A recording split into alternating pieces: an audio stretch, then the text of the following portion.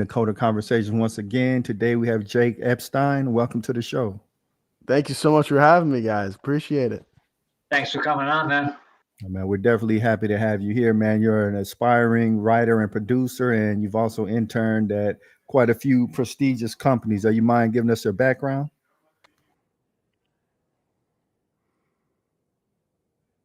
Could hello? Could Oh, can you hear us? that? Sorry about that. Sure. No, we were just asking if you can give us a little bit of a rundown of your background. Yeah, sure. So I'm currently in my final year at Hofstra University, studying video and television production, and I've really been passionate about it since I was a child. Loved watching TV, loved watching comedy, and was always inspired by the great comics and great people in the industry. And in school, I've been able to do a lot of great things, and some of them range from news, sports, comedy, just really trying to like really embrace the industry and be entrepreneurial about it. I've really admired people like Steve Harvey and Adam Sandler and Kevin Hart, who've like really like made businesses around what they love doing, and they work with their friends all the time and just not stick to one lane. And so that's just always been my goal, to try to do as many different things as possible and just do it with people I love. Yeah, sounds like fun. Yeah, absolutely. Yeah, I think it's really important to bring your friends along the journey as well, because like, what's the point of you being famous and having all the money if your friends are just stuck working and they can't experience it with you? Yeah, absolutely. And the other thing too is like there's things that I'm good at, but there's things that like I'm not good at. And so if my friends, for example, are really good at video editing, and maybe that's not a strength of mine, like maybe they're not good at writing, but that's a strength of mine. Like we sort of can work together and become almost like a de facto production company just by doing what we both are passionate about and love doing. So it's just like more fun to come up together like that. Oh, absolutely. And I feel like with our podcast, that's me and Kevin's relationship. Kevin is a programmer. I used to program, but not for very long. So Kevin is very technical, and I'm more on the marketing side. I do all the booking. So, Kevin doesn't have to deal with the booking. I just handle that. And he's, allowed to just work on the video editing or the audio mastering and things like that. Man, that's such an art form. 100%. I love it. Like, do you have a strategic vision of what you hope to accomplish within, say, like the next 10 years, or are you just kind of playing it by ear and letting life take you where it takes you? It's so interesting because I've done that exercise before, where you map out like a year, 2 years, 5 years, 10 years, and just the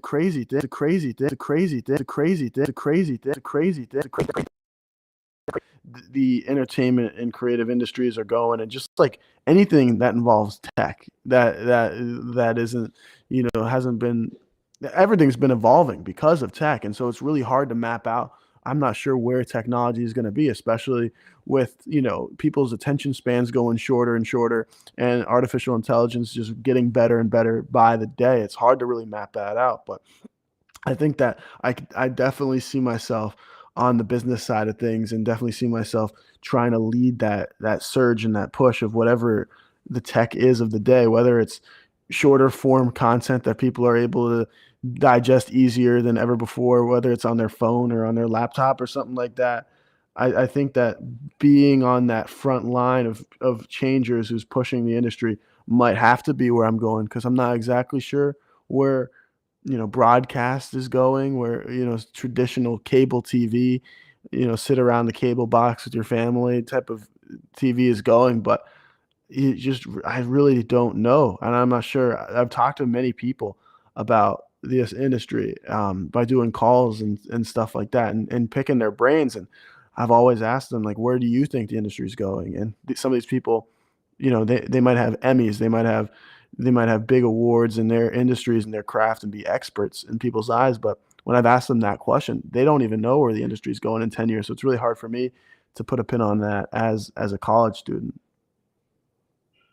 Yeah, absolutely. And I agree with you. I don't really carefully map out things because I find that it never really goes according to plan. And, whenever, you're expecting this to happen by this time, and when it doesn't, you end up getting disappointed, versus like you can't really control when you're going to get the rewards of the work you're putting in. And like you mentioned, things like AI is causing things to change so rapidly, you don't even know what the future looks like.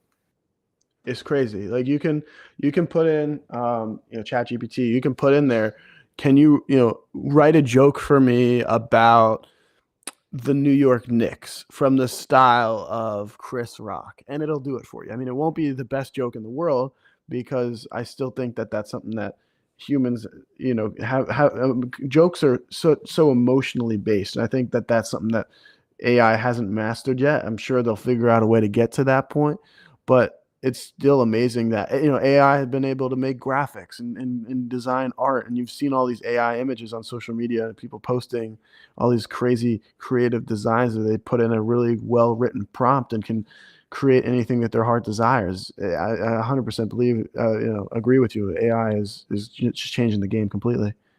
It's wild. I mean, have you heard that song? There was an AI generated Tupac song. Did you hear Yeah, that? it's And crazy. it sounded like, something that he would have done. Like, if someone showed me that back to back with another Tupac song, like another like unreleased song, I'd be like, oh yeah, that sounds like him. Yeah, and now they're even using that for music now too. I think there's even artists who Tupac is dead, but there's also artists who are alive who are Tupac obviously didn't consent to giving that AI up because he's not alive. But there's artists like if you know the song "Rocking Around the Christmas Tree" by Brenda Lee. She's a musician. I think she's somewhere in her 80s or something like that. And her song "Rocking Around the Christmas Tree" is such a big hit. She licensed her voice off to be used by AI to create some more stuff to keep her legacy going while she's 83 and not Oh necessarily wow. able to tour as much anymore. She gave Yeah. them permission, but there's been a lot of cases where artists didn't give their permission, and AI stuff like you were talking about with Tupac has come out. But now it'll be interesting to see if AI is going to be able to be a tool, maybe for good in some cases, where artists license it out as another way of increasing revenue for themselves if they, to be in more than one place at once. Yeah, and I know there was that whole thing with Chat GPT where they were being sued, I think, by Scarlett Johansson's people because they wanted to, because she was in that movie Her. Yeah. She was the voice of the AI in that movie Her. So Chat GPT reached out to her several times to say, hey, we'd like to, use your likeness, use your voice for this, chat bot, this auditory audio chatbot, and she was like, no, I'm not licensing my voice for that. So what they ended up doing is they went out and they hired someone who sounds exactly like Scarlett Johansson to then do the voice prompts and all that. So then Scarlett Johansson's people, they decide, okay, we're gonna sue these guys. Yeah, it's crazy, right? I think that it's just it's crazy where that service, I've tried it before, and it's actually really helpful.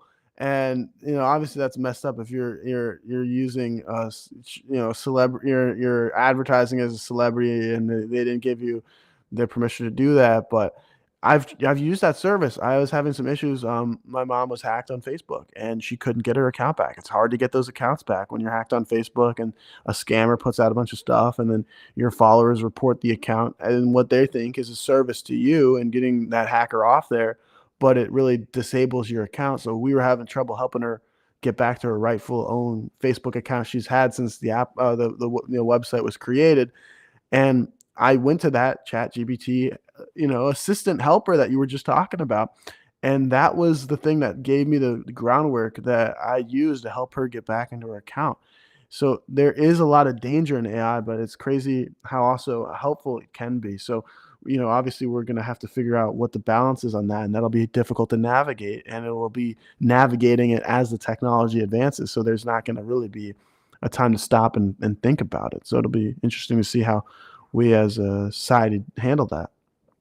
Yeah, I see it as a double-edged sword, AI. Yeah, I think also interesting is like posthumous rights. I mean, images and things of that nature. Like say for example, Tupac, he's dead, but AI can sample enough of his material, then they can release new Tupac albums into perpetuity. Like you don't necessarily have to create the album; they can just take your image, your likeness, and continue creating new albums.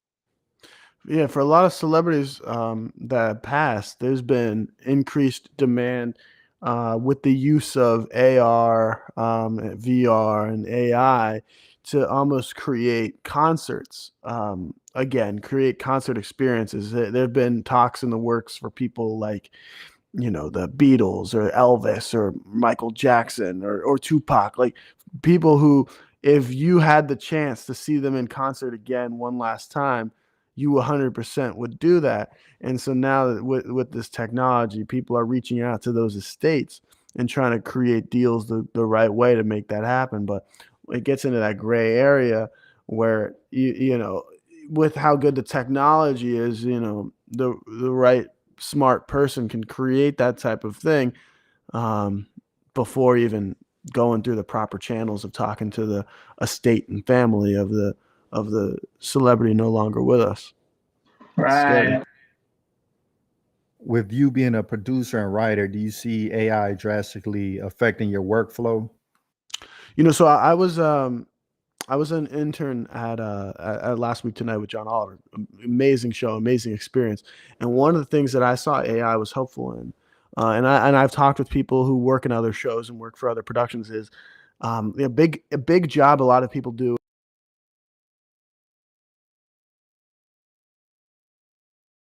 transcribing footage.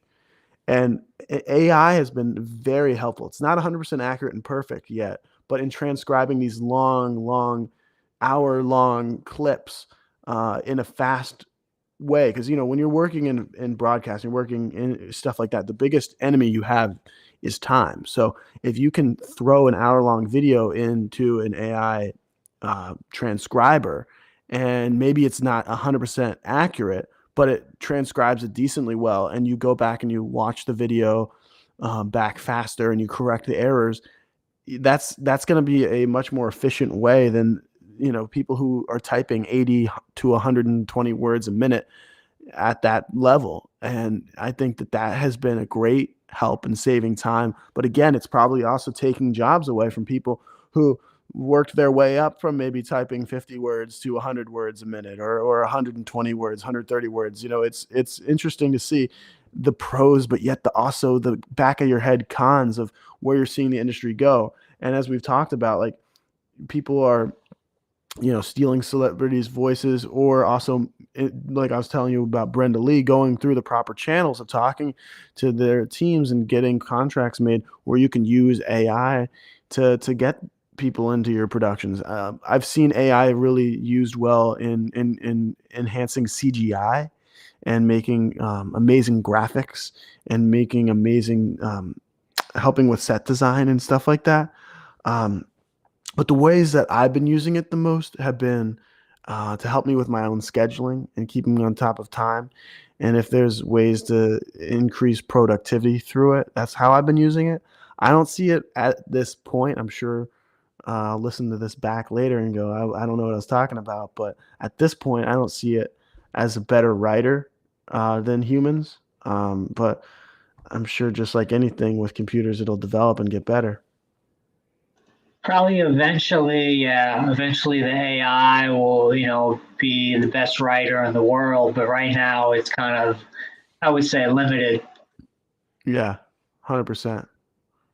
Yeah, I think right now it's good at generating a baseline, and then a human has to come in and curate it, edit it, kind of tailor it to where it needs to go. But like you mentioned about the AI transcription, I've actually utilized those kind of tools to edit the podcast. Like, put I in the bet. video, then you can go through the transcript, cut out different portions, and you can also, have it cut out the ums and ahs. Saves a ton of time. Like you mentioned, it's going to put a lot of people out of work if they don't adapt. Yeah. So now the name of the game is going to be, how can I learn how to use this tool to better what I do? So, I could be the best editor in the world, but now how can I be the best editor in the world and use this tool to make me even better? So now I can compete with the people out there who've learned how to use AI better. It's that's the real unfortunate we have to question. face it. Yeah, that's the real question. Yeah, it's Yeah. another tool in your tool belt. If you just want to stick along the traditional means, I think you're going to get left in the past. So people have to just look at this as a tool that can multiply their productivity. Oh, 100%. Yeah, productivity, no matter what industry you're in, is the name of the game. And I mean, that's why you read all these stories of CEOs who wake up at 5 in the morning and they're doing that to buy themselves more time. And if you have a tool that's able to save you more time or make what you're doing more productive, so you're not spending as much time on something, you're able to open yourself up to other avenues of opportunity. And so I can see why AI is so attractive to a big portion of the public.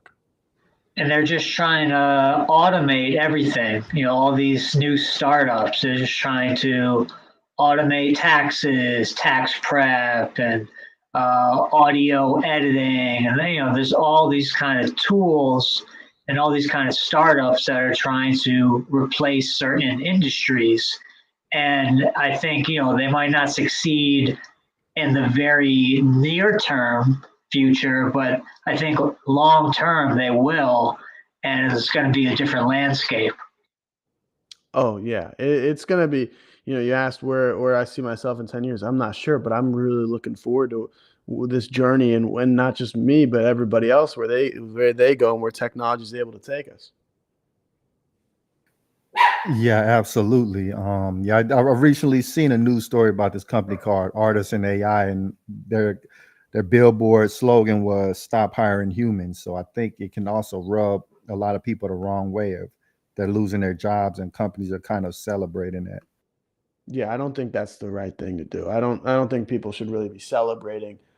I coded this thing and it's able to, you know, put 500 people out of a job. I mean, it's just such a weird, uh, Yeah, that's kind of down. what I'm getting at. Is like, all these new startups, they're just trying to replace entire industries. Like, if you were able to replace, a H&R Block, that's a lot of jobs lost. What do you think the next big industry to be automated by AI is going to be? I think legal. Yeah, like lawyers. Yeah, like the paralegal work. Oh yeah, like drafting contracts and stuff like that. Correct. Yeah, and all the Yeah. research. Yeah, yeah. I mean, lawyers bill on the hour, and if it now becomes more cost effective for the clients to save a couple hours by choosing a law firm that uses AI, that's gonna be crazy. I wouldn't have even thought of that, but yeah, wow, that's Yeah, amazing. they're going to trim the fat, so to speak. Yeah, wow.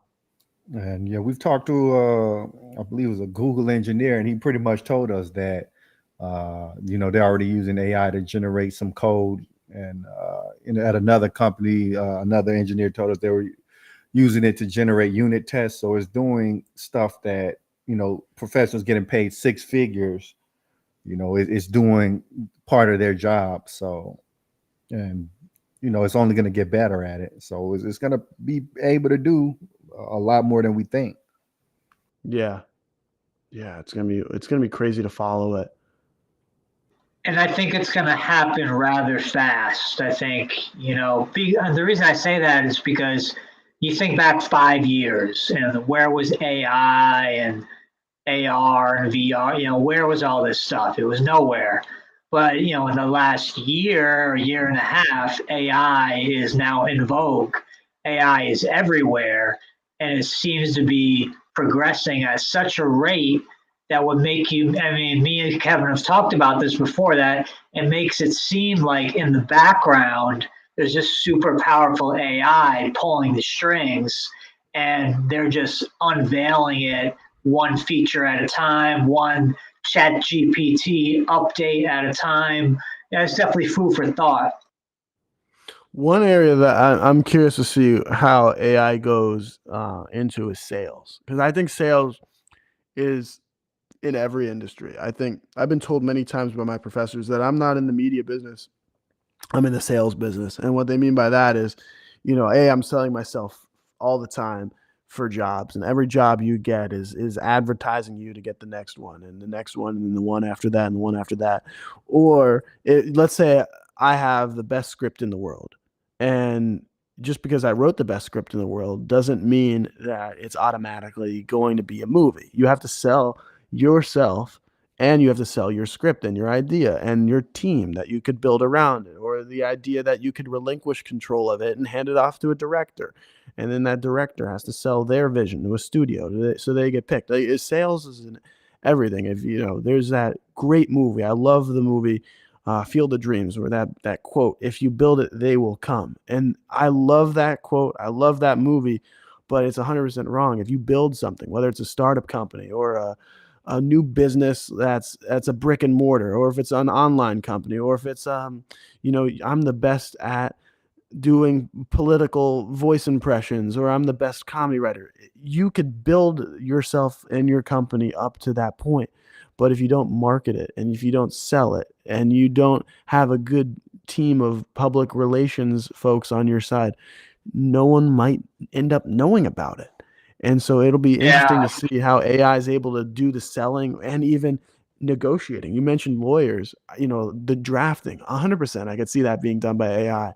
But to get into the minutia of the relationship building and the negotiating of selling a record deal, or an artist's publishing or writer's shares of their songs, I don't know how that's going to be done, because that's really has been done mostly on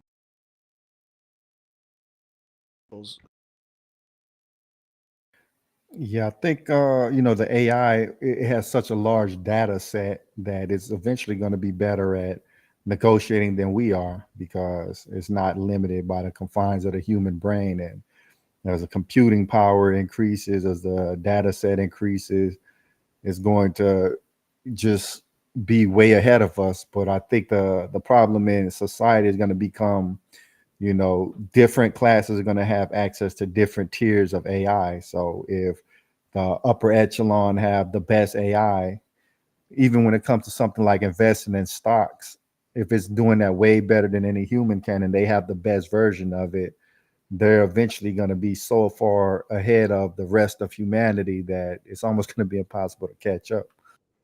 Well, Yeah. like with trading is mostly done by algorithms now. Did you know that? Like the stock market? Oh yeah. I mean, it used to be you'd have to go through traders on the floor, and now it's this whole other system where it's just you can do it on apps now. You don't even need to leave the comfort of your Yeah. bathroom if you want to make a trade. Right.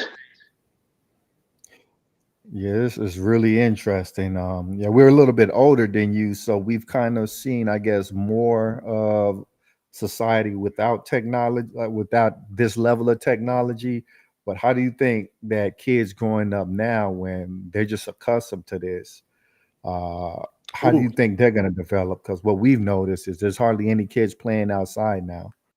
I think Oh, that's there's no huge. kids. No kids Yeah. outside. That's huge. But another thing, if there's kids who are fully growing up in a time where the AI is really all they know, like I'm thinking kids like being born like right now, like in 2024, 2025, who didn't really grow up before this. I'm curious to see how schools really teach them the art of critical thinking and reading comprehension and coming up with stuff on their own. Because I feel like even though it wasn't like it's not Chat GBT, but I was in like fourth or fifth grade when I got my first iPhone, and it had Siri on it. And I remember like doing my homework, and if I got frustrated on a problem I didn't know the answer, I'd ask Siri. And looking back on it, I regret doing that, because I feel like I could have been honing my critical thinking skills from a younger age a lot better if I went to the book instead of Siri, or if I went and gave Ah, myself longer than an instant to come up with an answer. So if I'm doing a yeah. math problem and I don't know off the top of my head what 12 times 15 is, if I, instead of like, "Hey Siri, what's 12 times 15?" If I took more than an instant gratification second to figure out that answer by just turning to my phone, if I'd just done the math or done it, maybe even, instead of using a calculator, doing it, by hand with a pencil and paper, 12 times 15, you could have gotten that answer by thinking it through rather than turning your phone. And I think that's going to be the dangerous thing with kids being born right now in the generation that's going to come, where AI is going to be so much more prevalent in their lives because it's all they knew. Like for some kids who are in middle school and high school right now, they were not really alive when DVDs were around, or they didn't know what flip phones really were. And I never had a flip phone. I was born in 2003. That was a little bit before my time, but that's like all I really knew was iPhones. So there's going to be kids who's growing up who all they really know is using AI. When they stumble into a minor inconvenience, they don't know the answer, turn into AI, and that is going to be interesting to see how their brains develop. Yeah, and it makes me think, back to school, back to grade school, book reports, that was always a big thing to be quizzed on. Okay, you got to write a book report on this book that the whole class has just read. And now it's like, a kid growing up now with ChatGPT or Gemini or whatever the other AI chatbots are, you can just say, hey, read this story for me and write a book report that would be believable as a fifth grader. And then it'll spit something back to you, and then you turn it in, and the teacher thinks that you wrote it yourself. And I think there's going to be a lot of that going on. A lot of kids just trying to like duck out on responsibilities. Yeah. Yeah, I wonder if that's going to change what the assignments are that teachers are handing out, because they know that if I give a kid an essay and they're not writing it pencil and paper in front of me in the hour or 40-minute class period, however long it is for that school, in front of me,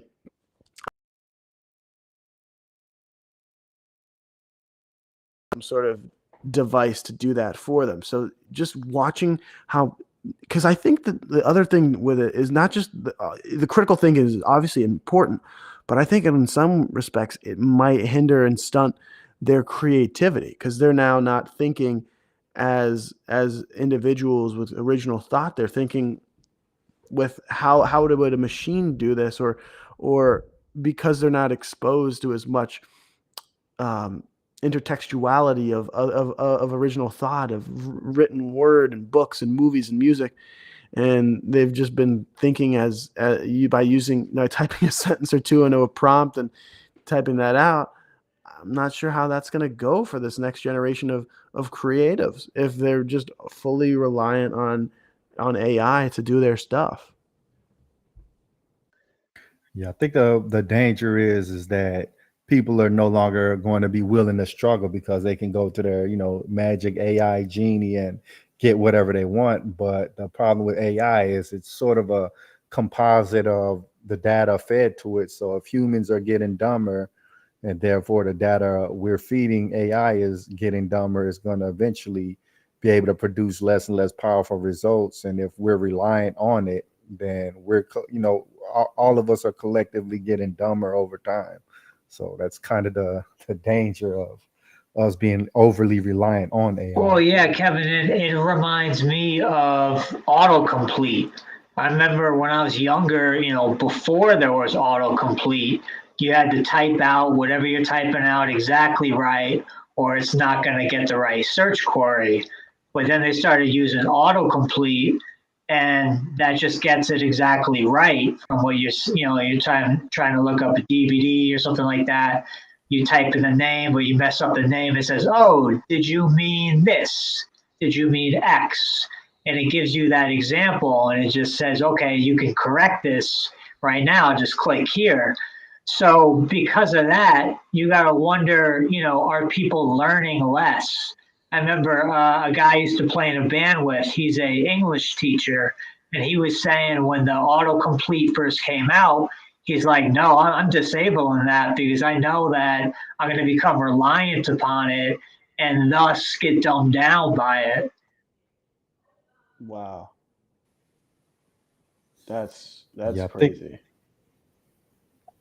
I think there's going to be two tiers, like people who make the patterns, who AI is patterning itself after, and the people who are reliant on the AI output. So if you want to be like, I guess, have some level of job security, you're going to have to be really good at doing things manually so that that's what's going to be fed into the AI. Yeah, scary stuff, but it's also a little fun too to see what this next generation is gonna bring and the excitement that will happen. Yeah, you were born a little bit after us. So, like, what was your concept of the future? Say, like, okay, you're 10 years old. I imagine the future to be like this when I get to my 20s. And did it happen exactly as you thought? I mean, I think I was always thinking about like electric cars. I was like, oh, that's gonna be the big thing, or like going to Mars is gonna be the big thing, or I kind of saw Siri as like a big thing of like where is this gonna go, right? What else can this type of service do for me? And so I always kind of thought there might be more to it there, but I never really put two and two together. And obviously, I think the big vision for the future that everyone always thinks about is the OG flying cars, from Back to the Future.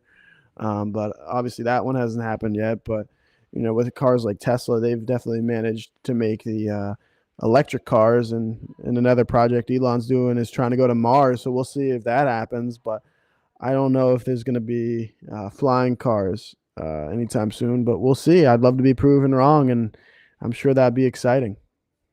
Yeah, absolutely. Yeah, I've actually seen prototype flying cars. It's not like commercially available, but if you're rich, you can, actually buy one. But yeah, I don't know if they're ever going to be publicly available because people can barely handle driving on the road as is. So Yeah, if people can't park, how are they going to operate a flying car? right. Yeah, you're right. Exactly. But yeah, it's things are just changing so rapidly. It's hard to tell where things are going next. Like, are you incorporating some of these concepts into the scripts and different shows you're producing, or movies that you're writing, or different projects you're working on?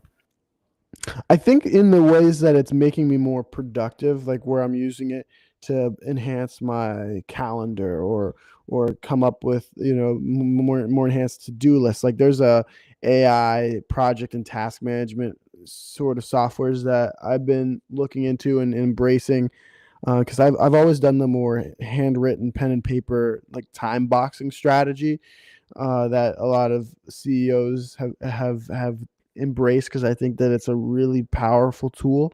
But now with AI, you can sort of set these like, okay, these are things I want to do, and this is how long I think it's going to take me. But now I can also target like, okay, if this if this obligation gets canceled or this happens here or this happens there, it will prioritize the things that I have coming up that are later that aren't as immediate and tell me, okay, this might be a good time to get started on this thing. I know it's not going to be due for a while, but if you've got some time in here, this would be a good time to do it. And I've also been using it, make lists I mentioned earlier transcribing. I could definitely see myself using that in the projects I'm working on in the spring for sure. But as far as like writing, I prefer human writing, and I think that should be everyone's main preference at this point anyway, especially hopefully for the foreseeable future too. I respect the writers and the WGA, the Writers Guild, very much, and the work they do to protect their writers. Now, Jake, have you heard of what was it called? The Cambridge Analytica scandal with Facebook? No, I have not. No, let me. What should I know about it? Okay, there's a documentary. You have Netflix? I do. Yeah, on Netflix is a documentary called The Great Hack, HACK, The Great Hack. And it's all about this Cambridge and this company called Cambridge Analytica. They're basically a data science company pulling the strings of elections. So basically, they bought Brexit. They got Brexit to pass by putting ads out there to swing voters, people who are on the fence, whether or not they wanted to pass Brexit. And so they pushed all those people in a certain direction to get them to vote the way they wanted. thus Brexit succeeded. Wow, that's crazy. That's using a whole nother level there. To you're not just using AI to write for you, and you're using it to influence To manipulate, voting. to manipulate and change elections. And they also use this stuff on, I think, the 2020 election. And it's been used all over the world, actually, for different political systems. So they were exposed, and I think Facebook changed their name to get away, to distance themselves from the Cambridge Analytica scandal. I think they changed their name for that reason. I'm just guessing. Yeah. Wow. Yeah, wasn't there a bill like somewhat recently repealed where it prohibited the government from using propaganda on the citizens? So that's the case, and you have this incredibly powerful AI tool that's so good it can cause people to vote a certain way. I mean, then how are elections going to go forward from here? Yeah, I mean, back in the day, like all the information on news and public policy and stuff like that would come from families schedule, appointment television is what they call it, where you would go home at night and you'd watch the news. The whole family would sit around the TV, or before that the radio, and they would watch or listen to the news. And now it's just gotten to a point where you follow all these pages on social media, some more legitimate than the others, and that's influencing opinion, that's influencing mind. The same thing that television's doing, but instead of you having to go and sit in front of a TV, brought to the palm of your hand, and you can set it for notifications. You don't even need to be in an app now. You could just, your phone buzzes and it's a news notification, right? I can get that all day, every day, without it stopping. And it's just, some of it's legit, some of it's not. And you go on social media pages and people are acting like they're legitimate sources on things that they're not. But because I think as humans, we're trained to trust by nature, and we see a headline and it's not true, because it's a social media page where I could write anything I want and maybe someone will believe it because they read it on their phone and they think, oh my goodness, everything is true. It's crazy. Right.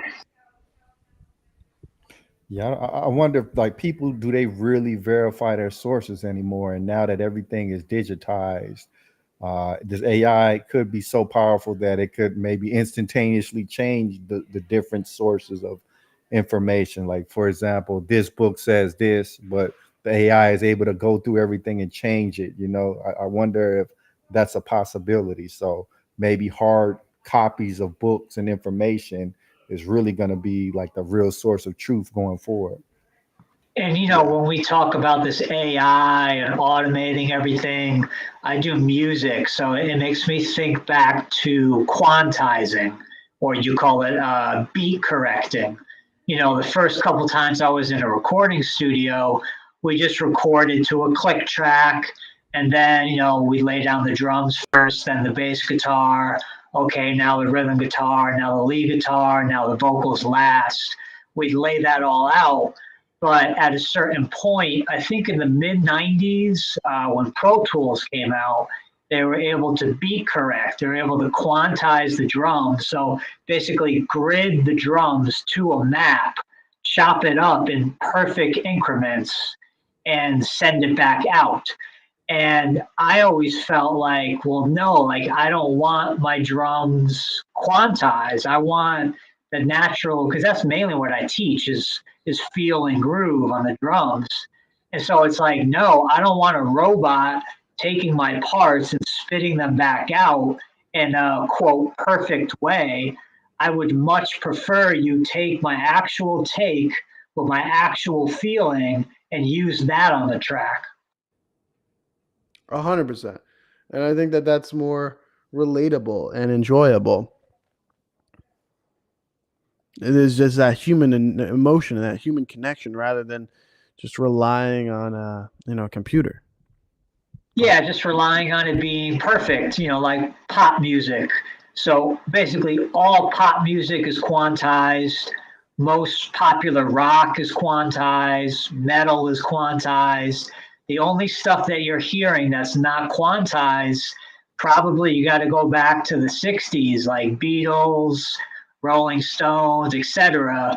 That stuff was recorded maybe to a click track, maybe not, but no digital quantizing going on with any of that stuff.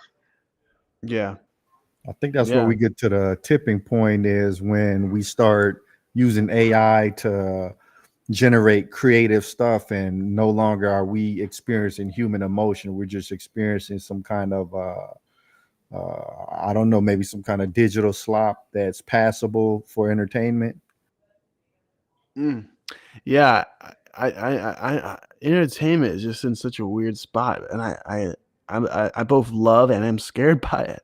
Um, yeah, I don't know if I have a set answer for you. I think that the only set answer I really have for you is whether or not, because I think part of the thing with AI, what I mentioned earlier, is we're people growing up where that's all they know, right? If I'm having a struggle in a class or having struggle with the topic, I'm going to immediately go to AI now because that's all I know. So by that logic, my sense of timing and my attention span is not going to be very long. So I assume the content, whether it's going to be stuff like Instagram Reels or YouTube Shorts that are 5, 10, 15, 20, 30 seconds, or if it's just going to be, hour-long shows that people love watching, but the scenes are just going to be much, much more quicker, and the pacing is going to be just so much more quicker to keep everybody more engaged. So the writing is just going to have to be tightened up, maybe, but I really don't know, because I don't know how the industry is going to change with the technology. So my only hypothesis is that creators are gonna have to start thinking quicker to tell their story, so that the audience doesn't lose interest and lose focus in it. Oh, absolutely. I mean, think of ads now, like if you're watching YouTube and, obviously there's ads on YouTube, you'll get hit with an ad that's maybe 10 seconds long or 15 seconds long, or maybe even only 5 seconds long. So advertisers are figuring out ways of capturing attention literally within 5 seconds. Right. Yeah, and like you'll see that a lot this year with the commercials during the big game, the big Super Bowl, and you're going to see how it's. I've always been amazed by commercials, whether it's the ones that are produced at the highest level for huge sporting events like that, or whether it's just any sort of movie trailer that conveys their story in 15 to 30 seconds. It's just amazing, and I think that sort of might end up being where the industry changes to follow that sort of pathway where commercials are able to tell you this huge story and get their point across in 15 to 30 seconds. And I'm not saying that films are going to be 15 to 30 seconds in the future, but I think they're going to have to utilize some of those same maybe story structures to get their stories across in faster, more cohesive, tighter, faster paced scenes. But again, that could also get to a point where people are sick of that and they just want that nostalgia back, and they want that pacing that they fell in love with. And so 10 years from now, we could be looking at stuff where it's fully created for phones or stuff that's going back, because there is such a big bubble right now with streaming. It was cut service is more expensive than many cable providers are. There's a huge bubble there. Is it going to burst? Maybe. When will it burst? I don't know. But that's part of the fun for people in this industry and industries tracking it to see what will happen next. Yeah, it makes me wonder. It's like socially, what's going to happen if, like you mentioned, all these kids, they're growing up with things like TikTok and they're just accustomed to ultra short form content. Like, is the future of media just constantly bombing them with mini dopamine hits? And is that even something that's healthy, to where if they're not constantly being stimulated, like they can't even function, So maybe things will, Yeah. shift, and they're going to intentionally seek out longer form content.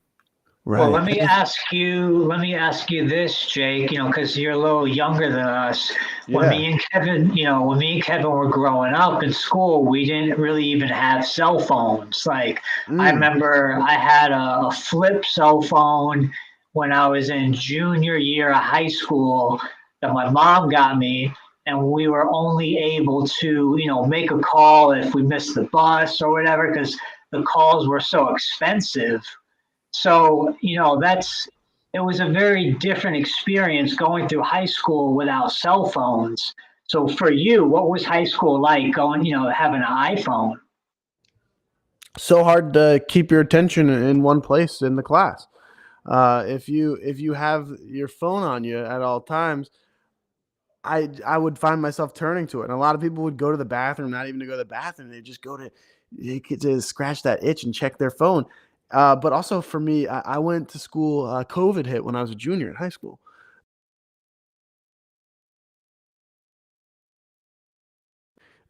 TikTok, might be banned in the coming weeks, and the Supreme Court has been urged to reconsider pausing that ban. So we'll see where that comes. That's going to be interesting to see how short form content changes if TikTok's banned or is forced to be sold to a U.S. owned company. We'll see how that changes the game. But from my perception of seeing everybody in high school and seeing everybody in college, like I'll be in college classes and people be finding little ways to sneak on their phone. And at first thought, you're like, oh, well, they're using their phones to like cheat on the exam or help them with the paper. Nah, they're using it to play like little like Clash of Clans or swipe on Tinder Words or with like friends or whatever. Yeah. yeah, they're using dating apps. They're using Dating apps, Snapchat. They're going through Instagram. They're doom scrolling on TikTok. They're just scrolling and scrolling and scrolling. Snapchat, Yeah, Reddit. it's that Yeah. dopamine hit. It's that dopamine hit where it's The once you dopamine become hits. yeah. So I totally see where you're coming from. I mean, and I'm a victim of it too. Wanting to leave a class as soon as first thing you do is turn on your phone and see what the world's thinking. So yeah, I don't Yeah, know. because like me and Kevin, when me and Kevin were in school, like literally no one had cell phones. Like I said, maybe your mom would buy you a cell phone that you could use in like an emergency situation, but no one was sitting there in class texting their friends, calling people on the back of the class. None of that was happening. So your experience must be very different from me and Kevin's experience growing up. And the kids coming up through now is going to be way different from mine and yours even more because it's just everything's changing. I think my class in elementary school was like the last class to learn cursive. And I remember that being just such a huge deal in my elementary school. And now there's going to be classes that are like the last to use textbooks because all they're doing is AI. Like that's going to be crazy. Yeah, I think, at that point, once AI is teaching our kids, are we even in control of AI anymore, or is it in control of us? Wow. Yeah, that's beautifully put. Because if you control the minds, if this is a thing that's teaching us, then, that's pretty much it's gonna form the direction of society, like because it's teaching us. Oh, Yeah, it 100%. makes me think of that movie. I think it's Batman: The Dark Knight, where there's. Have you seen that, Kevin? No, I don't think so. Okay, well, there's this part where I think it's Morgan Freeman's character is showing Bruce Wayne something, or no, Bruce Wayne showing Morgan Freeman basically, okay, I set up this network where everyone's phone turns into an antenna or a receiver or however, like a beacon.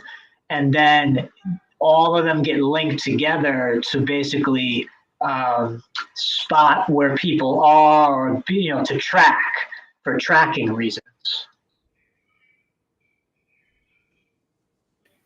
Yeah, I Man. think that's gonna be interesting. Like, do Surveillance you going think forward. that will? Actually, come about to where our phones are being used as beacons, as receivers, as ways to spy on people, ways to track people down. Yeah, voice tracking. I mean, I think that it's going to be used a lot in courts and in trials now to solve cases. Yeah, I've actually heard that they're going to utilize this stuff for predictive crime, like analyze your thought patterns and, kind of assign you a score and your likelihood to commit a crime in the future so you can be monitored ahead of time. Yeah. Wow. So Yeah, Jake, so you went to school and everyone had iPhones, right? Yeah, everybody, whole time. I mean, I was in And were you third or allowed fourth grade. to bring them into class? Like, what did that look like? Yeah, when I was in high school, when I was in elementary school and middle school, we had these little things called like phone cubbies, where they were like, if you've seen those like cubbies that you can get if you've got a lot of sneakers or a lot of shoes, where it's like these little fold out things you hang on a hook and you can put your shoes in them. They had those, but a lot bigger and with smaller pockets that fit phones in to keep people off their phones in class. And I think a big part of that was to keep people from using them to cheat. But now I think it's gotten to the point where they're keeping them in there to stop people from being distracted. We had these things called no-show policy, like don't show the phone, like we don't want to see it, we don't want to be out. You can have it maybe in your pocket, you put it in the cubby, but we don't want to see it out in your hand. But in colleges, they don't really stop that. So it's crazy now. Everybody has them. Everyone's using them. Everyone's hiding them behind the textbook. Everyone's hiding them behind a laptop screen. And then, yeah, and also I was mentioning before about my buddy, the English major, who said, when autocomplete was coming out, he said, no, I'm going to disable that because I could see the future. And he was right. He was like, yeah, if you're just going to get lazy, you're going to stop using your critical thinking to think about stuff. Oh, 100%, 110%. But yeah, man, I know you have to leave soon. Did you want to leave our audience with any closing thoughts before we wrap this up? Yeah, I mean, I know we've gotten a lot into technology, and it can be scary, especially if you're young entering a new industry, or you're in an industry and you're scared you won't be able to catch up with how it's going to change as it evolves around you. But it's crazy to say, but there's a lot of fear. But the only way to do it is to just do it anyway. As super stupid as it sounds, is just to try things and fail and get better. Because it might not work out where everything is as perfect as you plan it to be, because things are evolving and changing constantly. But if you try and you don't let that fear stop you from doing it, at least you'll be in the arena, at least you'll be in the game, and at least you'll give yourself a shot of being part of this movement, or whatever you want to call it, as tech is changing and the world is changing. And there's a lot to be scared about, for sure, but there's a lot to be really excited about and really embracing across every industry and every sector. So hopefully we can use it for good, not evil, and just show love to one another, and figure out a way to live happy and healthy lives with it. Yeah, absolutely, man. We'll definitely have to have you back so we can discuss some other subjects, man. But we appreciate you for coming on. Absolutely. Thank you so much. And a happy new year to everybody. Let's have a great 2025. Yeah, thanks, man. We really appreciate you coming on tonight. Absolutely. Thank you so much for having me. Absolutely. And we'd like to thank everybody for tuning in, and we'll catch y'all next time. Peace.